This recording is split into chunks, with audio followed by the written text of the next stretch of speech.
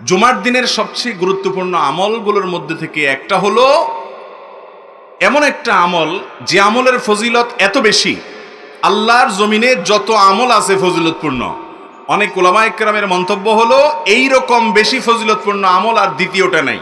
আমলটা কি বলবো?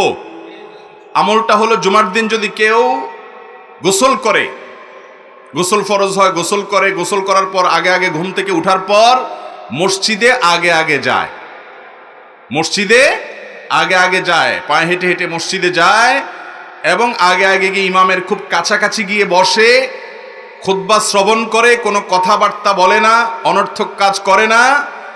এই কাজগুলো যদি কেউ ঠিকঠাক মতো করে তার প্রতি কদমে 1 বছর, কোন কোন বর্ণনা আরো অনেক বেশি বছরের কথা বলা হয়েছে, ইবাদতের সওয়াব সে পাবে।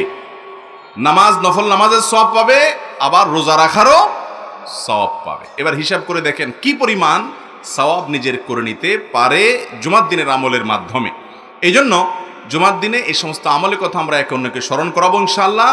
জুমা মুবারক বা এই জাতীয় কোনো অভিবাদন জানানোর নির্দেশ কোরআন হাদিস আমাদেরকে দেয় নাই, করতে হবে সেটাই যেটা কোরআন হাদিসে নির্দেশ করেছে। আল্লাহ তাআলা আমাদেরকে কোরআন এবং হাদিস দেখে দেখে কোরআন হাদিস ভিত্তিক আমল করার তৌফিক দান করুন।